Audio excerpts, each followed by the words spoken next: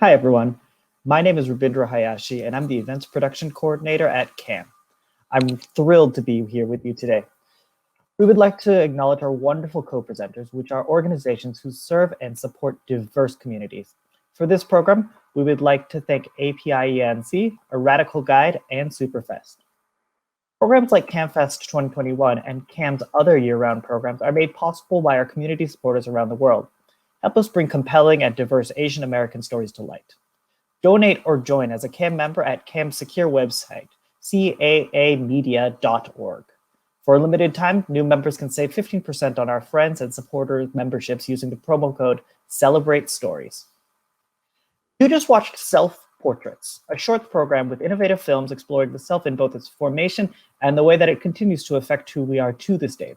The program featured filmmakers with differing stories, but were bound together in the artist's creative approach to understanding who they are today. We are thrilled to have today with us Kevin Lee, the director of Once Upon a Screen, An Explosive Paradox. Kevin, thanks for being with us today. Thank you, Rabindra, and thank you, CAAM, for having me. I wanted to start by, first of all, the film really reminded me a lot of my own childhood. I spent a lot of time in movie theaters that are not movie theaters nowadays, out here in California. But I wanted to start by noting that you started your film and you noted that it was day 70 of the lockdown. How did the situation with COVID affect your desire to return to that space and reflect on your experience there? Right. Well, I actually live in Germany where I teach at an art school. So I was just visiting my family in South San Francisco during our break, our semester break, and then all hell broke loose. So I had a lot of time just like sit in my childhood bedroom, kind of contemplating the world, and then being in my childhood home brought back a lot of memories about, my earliest memories with movies and how it led me to a career in film and media. And at the same time, there was an open call for an academic journal that asked for contributions exploring childhood experiences of trauma relating to movies. And so I kind of combined the two and thought about, well, what are some childhood traumas I've had related to movies? And the first thing that came to mind was Platoon, and watching Platoon in this cinema that's now a liquor store in Daly City. So I returned to the scene of the crime, so to speak, and then just seeing the way it was now under lockdown with people waiting in line to get into the liquor store triggered the memory of people waiting in line to go to the movies. And then that just kind of, that juxtaposition between past and present just unleashed a stream of memories that I then just played out on site. Yeah, I thought that it was really cool that it felt like it was a very honest film in that way. It felt that we were going through your thought process as you experienced it and relived it yourself. And so one thing that's interesting about the film too is the way that it dwells on the reviewer's term explosive paradox. And you explained that in the beginning, it's in the title. And in many ways, I feel like it's an accurate way to describe a lot of how we're living nowadays.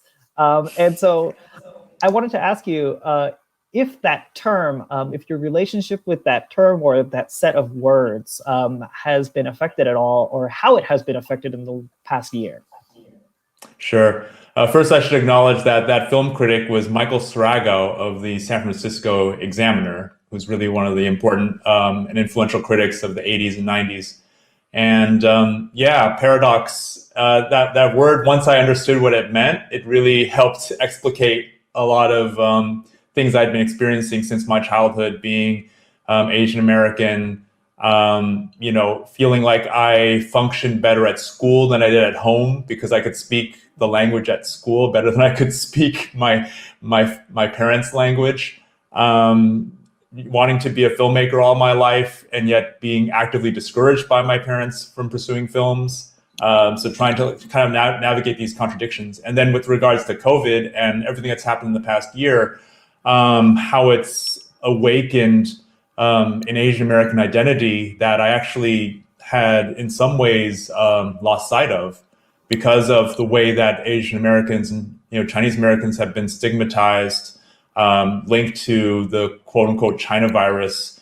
And I'll tell you, like, now I teach at an art school in Germany, and we have Korean exchange students who are also being harassed and targeted. And so I find myself being an advocate for Asians in Germany, which is another kind of, wrinkle to just the roles that I've found myself playing, like kind of replaying and reassuming this role of being an Asian American, even in Europe.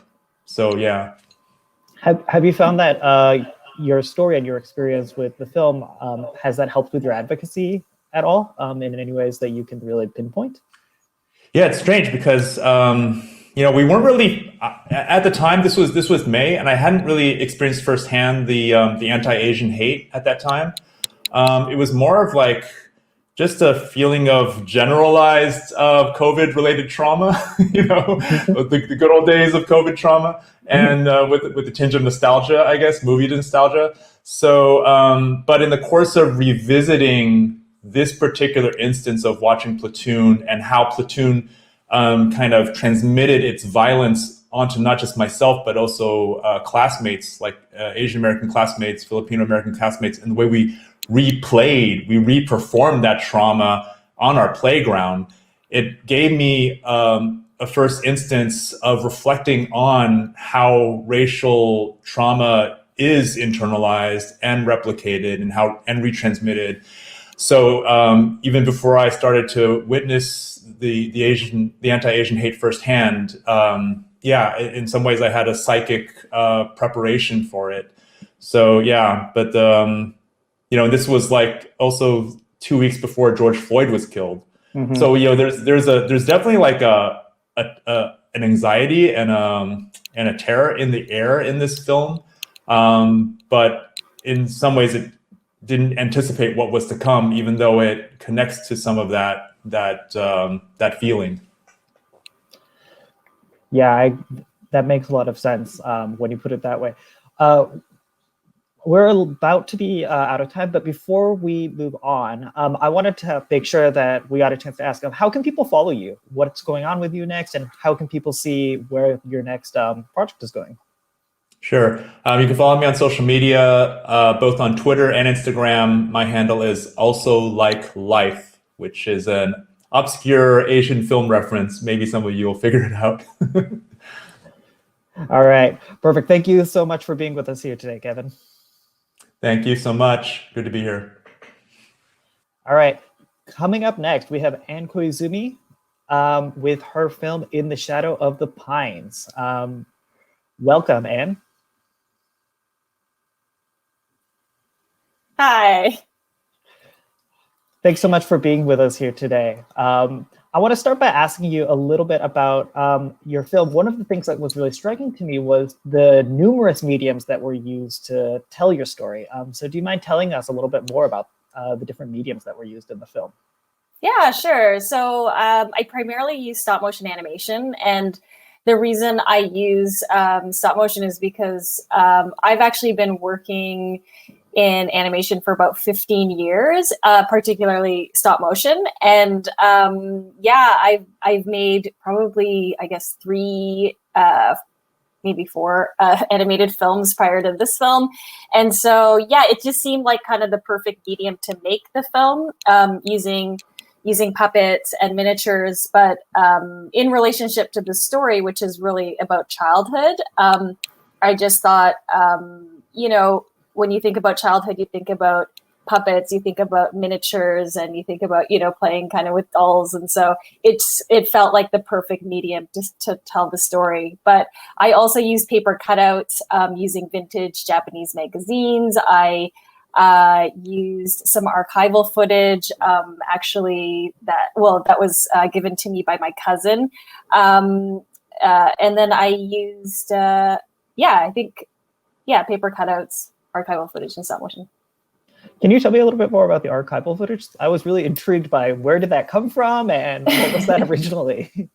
Yeah, actually, I was doing research. So it's really, I started the film as a documentary. I was interviewing my family. I traveled to Japan to interview my father's friends and family as well. And when I went to Kumamoto, which is where the orphanage where my father was raised, was, and actually is still there. It still exists as an orphanage.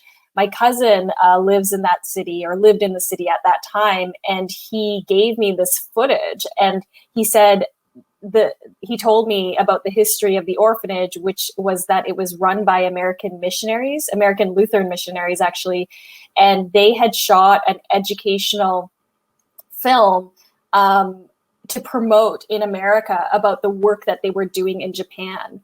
And so there was this footage that was shot there in, I think, 1949. And it was of the orphanage, of, what the missionaries were doing there. And my father would have been living there at the time that this film was being shot there. So all the archival footage that you see in the film is of the actual orphanage where my father was raised. That is amazing. I had assumed that it was just related footage that was thematically appropriate, but that's actually incredible that it's the actual orphanage. Yeah, I know. I couldn't believe it when I had the footage. Mind you, it's not a great transfer, because I think what I was given was essentially the film was probably projected on a screen and then recorded with a video camera. So it wasn't an amazing transfer, but it's still great footage. And then I was able to get the rights to use the footage in my film through the American Lutheran Church. So, yeah. That's incredible. When you were making this film, especially because this film was so personal, it dealt a lot with the ways that your relationship with your parents can change over time, and dealing with parents who are not exactly who you imagine them to be. So when you were making this film, did you find that it changed the way that you think about your family, or your relationship to your family or your father? Yeah, for sure. And I think that was one of the reasons I wanted to make the film, was just, after my father passed away, it was really a reflection of, what my relationship was and what I wish it had been. And, part of the film, I'm having this conversation with him that I couldn't have with him. But, even if he was still alive, it's not a conversation I would have had with him. So it's kind of like creating this relationship and trying to connect with him in a way that I was, never able to. So for sure, I think in terms of the way that, in terms of the way that I perceived him then, as to the way that I perceive him now, has changed since making the film, for sure. Yeah, and I really appreciated the way that your film talked about our relationships with nature too, and the ways that we can have really strong associations with nature and our family. Unfortunately, we are coming up on time, but before we go, I just wanted to make sure that everyone got a chance to ask that everyone get a chance to learn how they could follow you, how they could learn about your next projects. Yeah, probably the best way is Instagram, probably the most up-to-date place. And yeah, you can follow me at my handle. Perfect.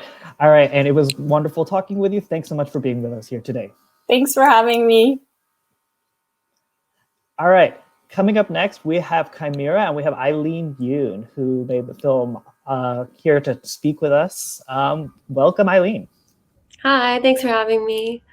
Thanks for being here with us. To begin, I wanted to ask a little bit about the title of the film. Can you tell us a little bit about the why you named your film CHIMERA, and how that affected, so CHIMERA is a mythical creature that, has like a head of a lion. It has like a different body part based on like a different animal.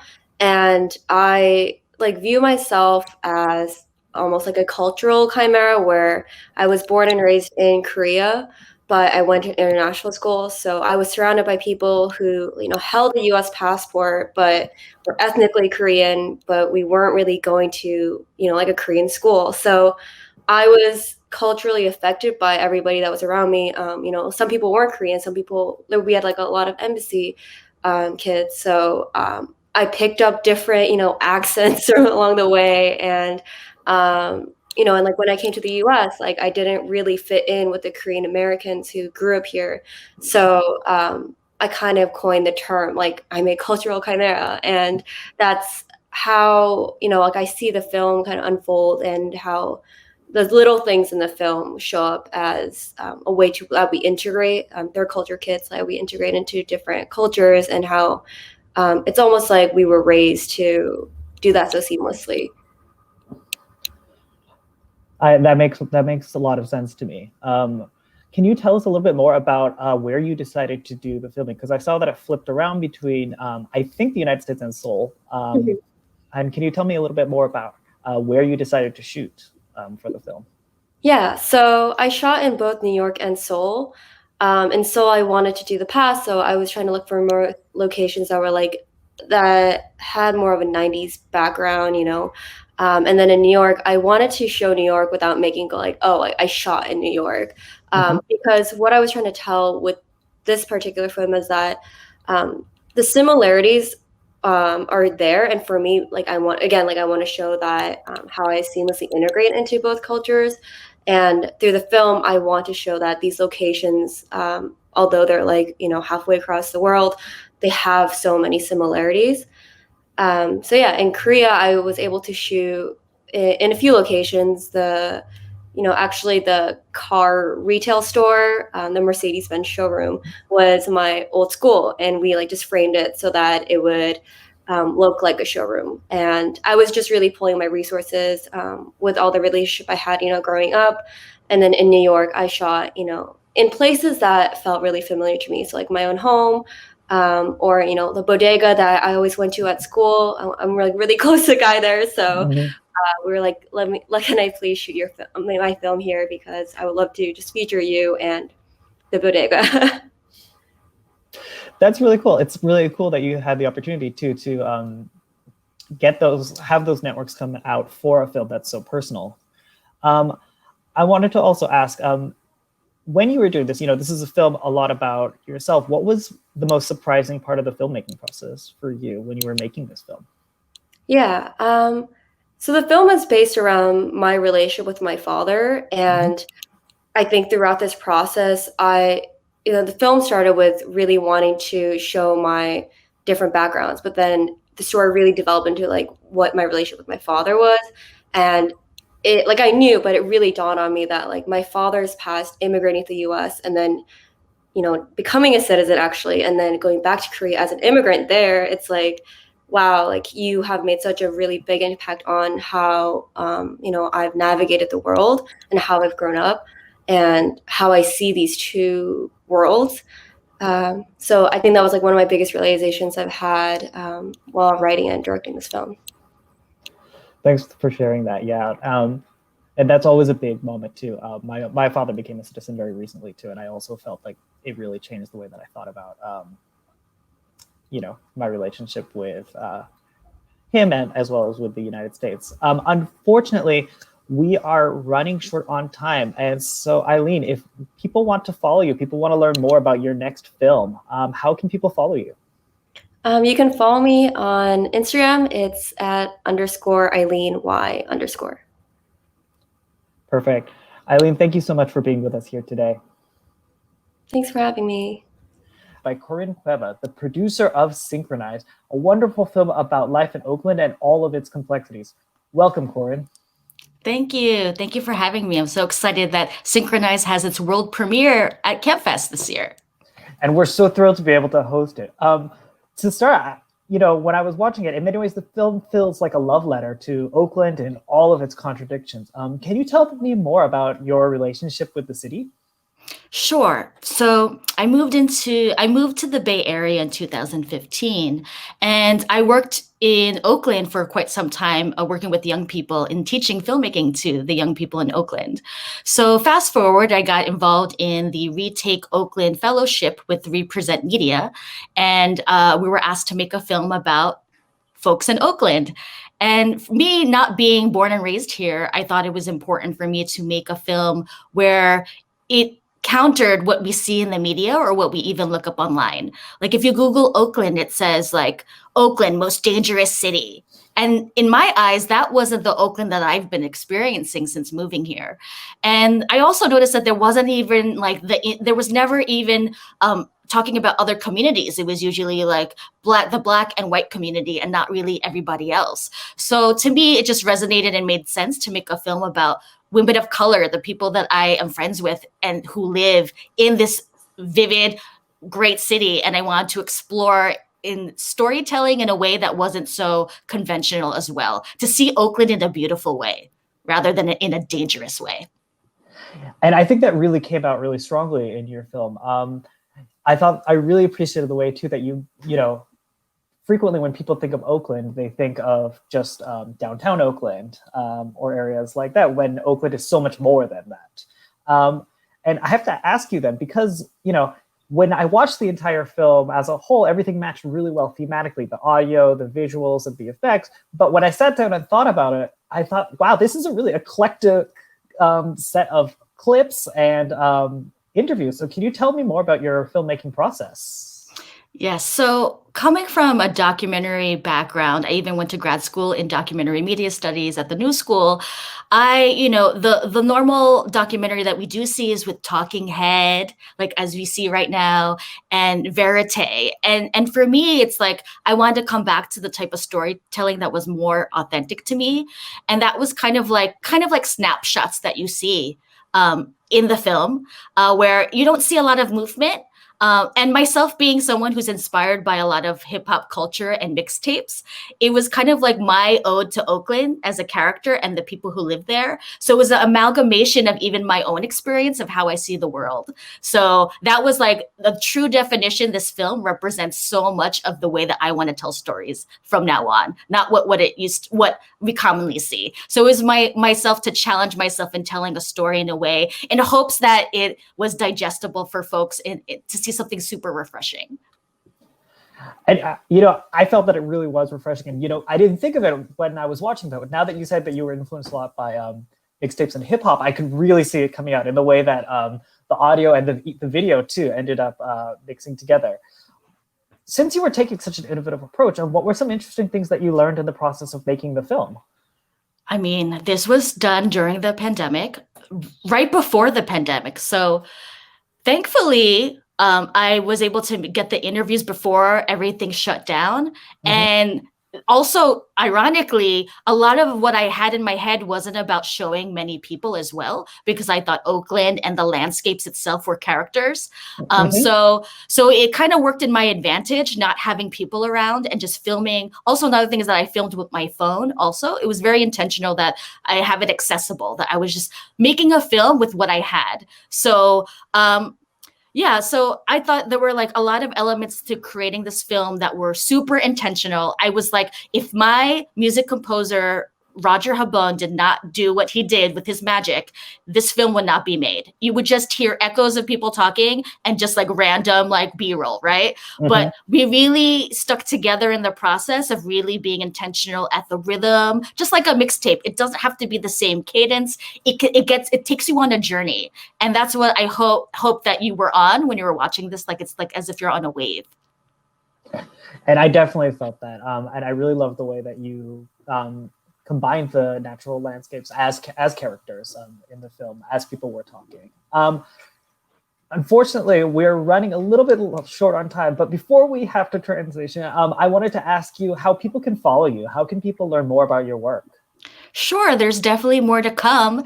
So after Synchronize, I am working on some other things, so stay tuned. You can catch me on IG at Corinne Makes Media, or go on my website, CorinneMakesMedia.com.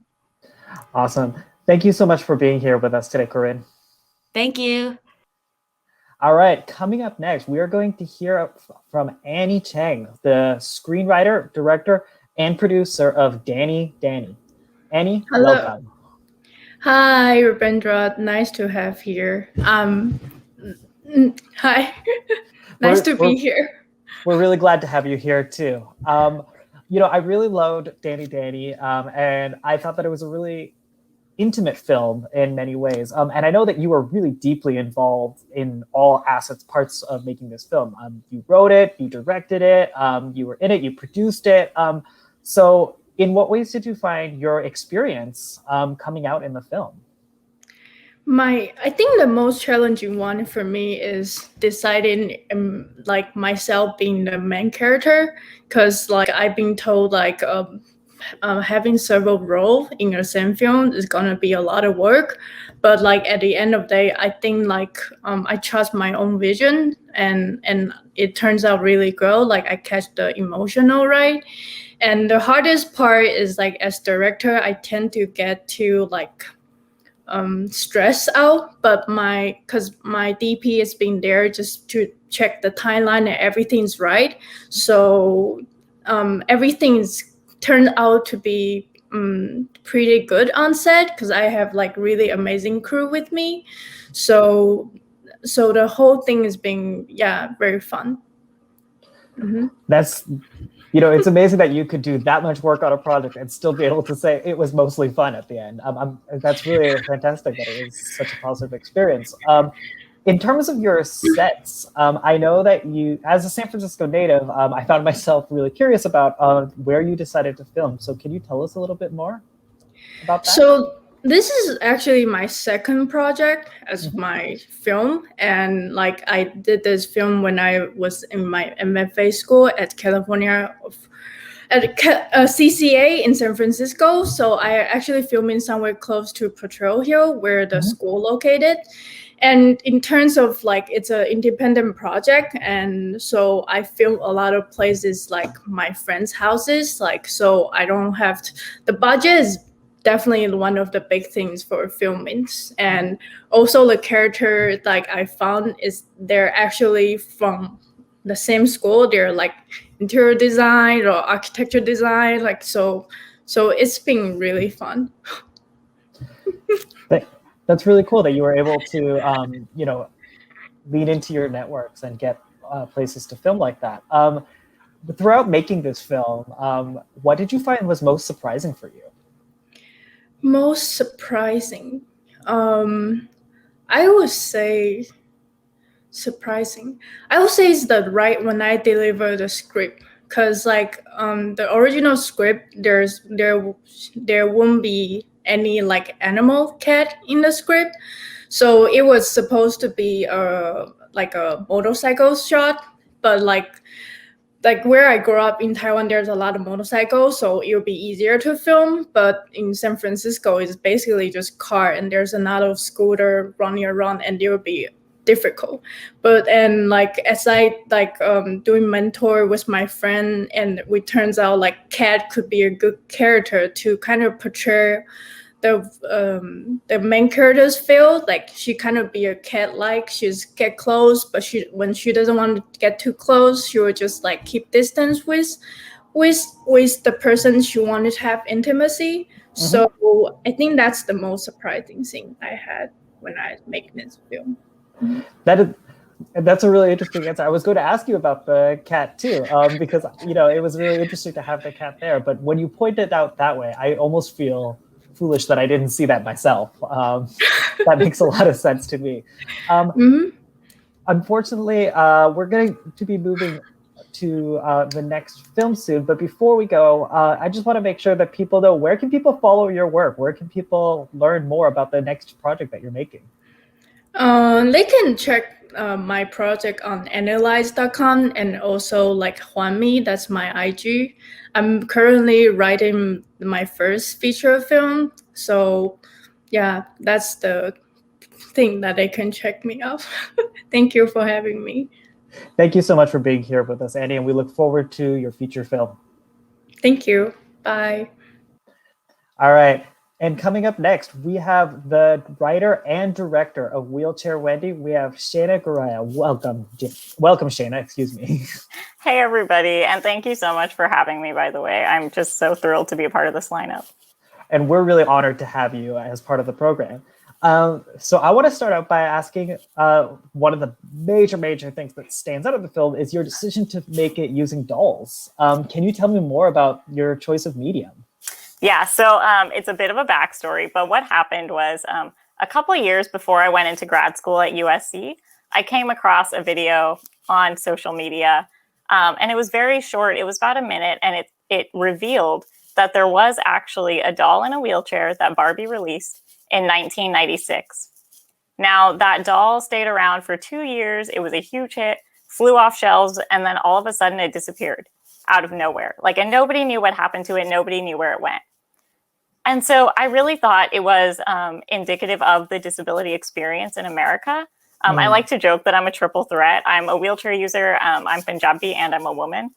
And so with this film, like, I got to express myself in a way that allowed me to get out some of that rage that I feel. So throughout the film, like, Wendy is rebranded, right?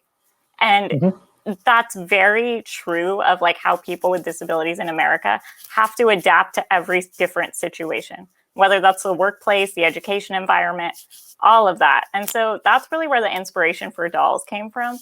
Because if I had made it live action, I was like, this could be just another film.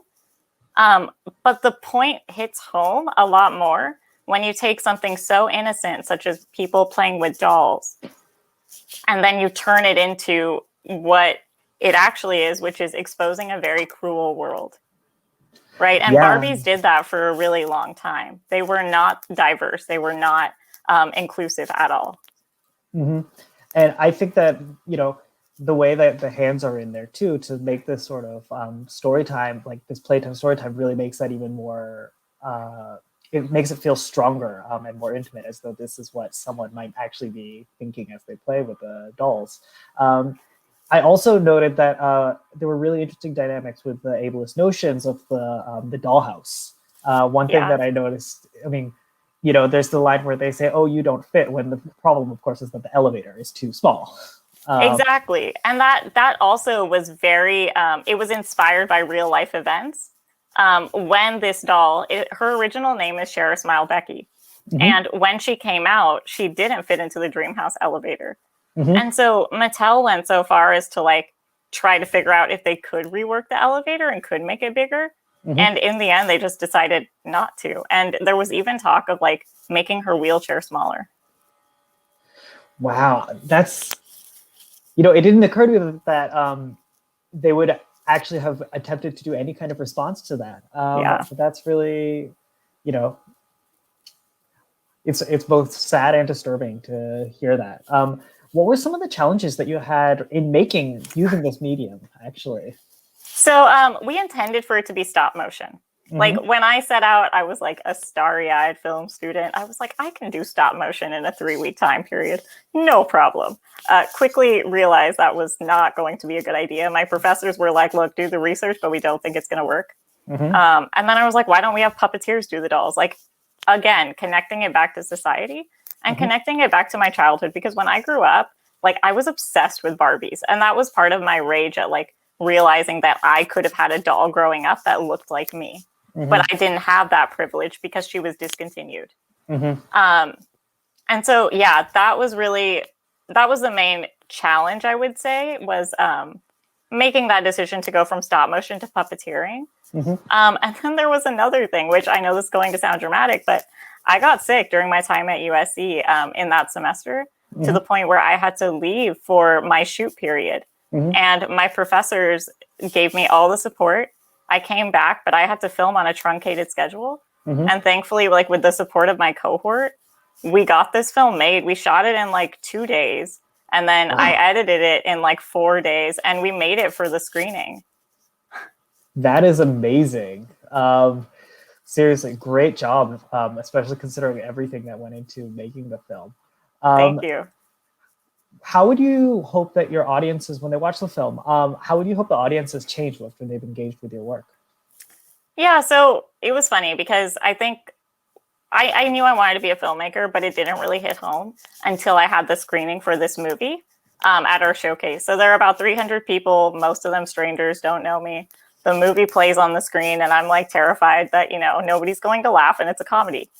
Everybody was laughing all throughout. And then the last frame, dead silence.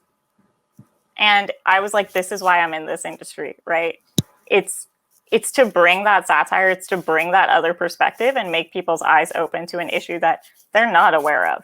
And sometimes there aren't happy endings, right?